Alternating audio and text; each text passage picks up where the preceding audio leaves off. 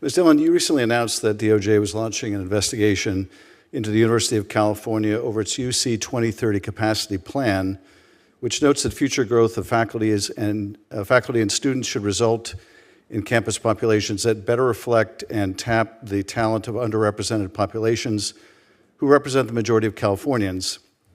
In the SFFA versus Harvard opinion, the Supreme Court held that nothing in this opinion should be construed as prohibiting universities from considering an applicant's discussion of how race affected his or her life, be it through discrimination, inspiration, or otherwise, allowing universities to continue assessing students' experience with race on an individualized basis. In that opinion, in his concurrence, Justice Thomas praised the University of California for achieving diversity through race-neutral policies, including preferences for low-income applicants and first-generation students, and recruiting efforts targeted at areas with substantial populations of people of color. Are the race-neutral policies like those used by University of California, which Justice Thomas explicitly praised in that opinion, now considered by you to be illegal DEI? Well, Senator, first of all, the investigation that we've opened is an investigation, and it's an investigation into the hiring policies of the University of California system, not the admissions policies. That said, I have absolutely seen abuses in the admissions policies in using race as a crude proxy for discrimination. That's not the question I asked you. Are the race-neutral policies praised by Justice Thomas now considered by you to be illegal DEI? I think you're mixing apples and oranges, so well, I can't really answer your question. You can answer my question and say, yes, they are now illegal. That is what Justice Thomas praised in terms of race-neutral policies, which include preferences for low-income applicants, first-generation students, things like that. Are you now saying that what Justice Thomas praised is now illegal in your view?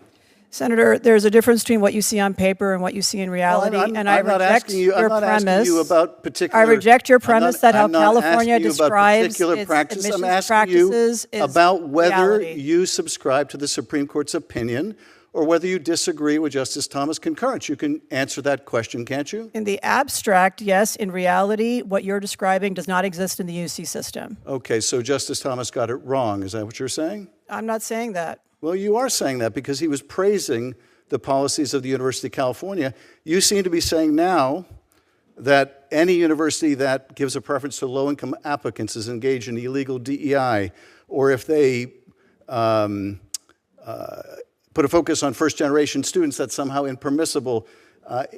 After all the years of criticism of cancel culture, you seem to want to cancel any institution that has views that you disagree with. In answer to the questions about law firms, you want to cancel law firms because they take on unpopular clients to you, to the administration. That is, if a firm represents someone with an adverse interest to the administration, which is their First Amendment right to do, and I would also say their duty to do, you would cancel them. You would cancel universities like Harvard or the University of Virginia that take positions and exercise their First Amendment rights contrary to what you think the administration wants to see.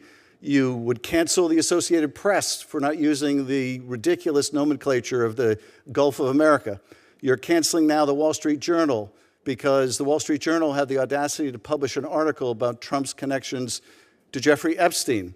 So this is what's going on in this administration. You've devastated the Civil Rights Division. Hundreds of attorneys, 368, have departed since January of this year. There's been a mass exodus from the Civil Rights Department. It is just a shell of what it used to be. They're being canceled. They're being canceled by you, by the department. Anyone that stands up to this president is at risk of being canceled.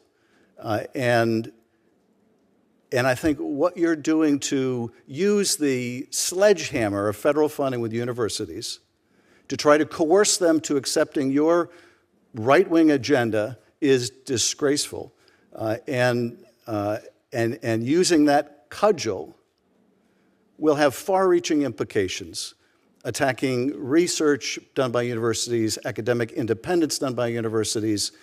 It will establish a dangerous precedent that can be abused by a president of any party And we should recognize that on a bipartisan basis, even though it does not appear that we do. I yield back, Mr. Chairman.